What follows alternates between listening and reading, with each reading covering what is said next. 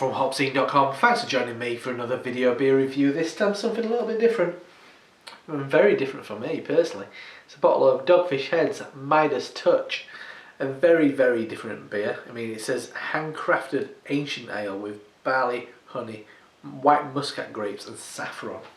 We've just got the details. They give you quite a good amount of details, do Dogfish Head. So this was the first of their Aincent Ale series. Sweet yet dry beer. Is made with ingredients found in the 2,700-year-old drinking vessel from the tomb of King Midas. Somewhere between a wine and a mead, Midas will please the Chardonnay and beer drinkers alike. It's a little bit something different.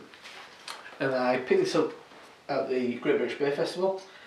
When they had this in the UK once upon a time, I never bothered with it because I thought, ooh, that sounds a bit weird. But it came back around and I thought I'll give it a go. Something a bit peculiar. And Dogfish Head certainly do kind of off-centred ales, as the brewery's kind of motto is. I'm going to pour it all so I can leave myself a bit of headroom in there to give it a swirl. Beer in the glass, I mean, absolute perfect clarity, a lovely, clear, golden ale. Just a thin sudsy top to it, so let's give it a swirl and a sniff.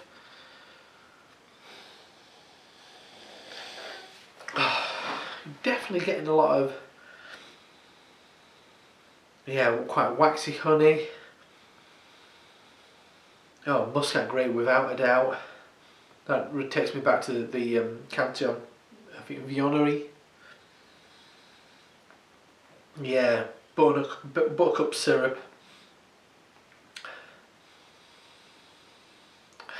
Freshly toasted kind of crumpets, wildflowers. Yeah, I guess you are getting a bit of saffron, but for me, saffron doesn't have a massive aroma. Not the stuff I have anyway. Yeah, there's sweet lemons. It smells nice. There's an earthiness to it, bay leaf, lemon thyme,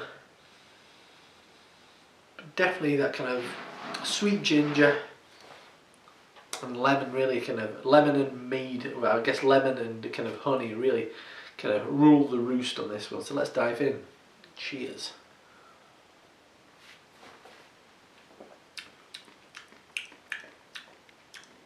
Ooh. That's unlike anything I've ever tasted. If I've had mead, I ain't got much of a memory of it. I might have had it once. Initially quite sweet and beery in a way. It does have the malt character you get from a lot of kind of Kentish ales where the hopping's quite low. You get that malt character really comes through on kind of beers you get from stuff like Shepherd Neame. Definitely a big waxy honey again,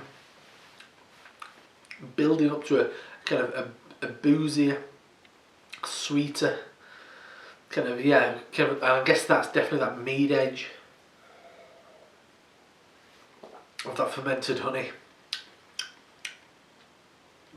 and that's primarily what I'm getting. Definitely loads of that muscat. It does have a white wine flavour to it, maybe close to something like a Chardonnay, which is got that kind of more full-bodied and oaky. I'm not an expert on wine by any stretch of the imagination, but I do know kind of like the difference between some things. I guess muscat's a bit more like that. Like I said, my biggest memory of drinking a muscat grape is the Canton Viognerie. Really drinkable.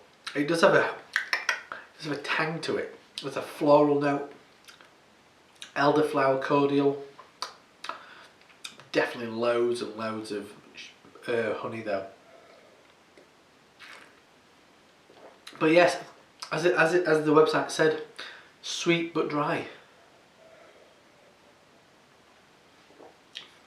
That's fascinating. I'd love for David Urban Viking to try this, because I know he's a big mead fan. I bet he'd love this beer. It does taste like beer without the hops, but then with this something else, and it works. It works.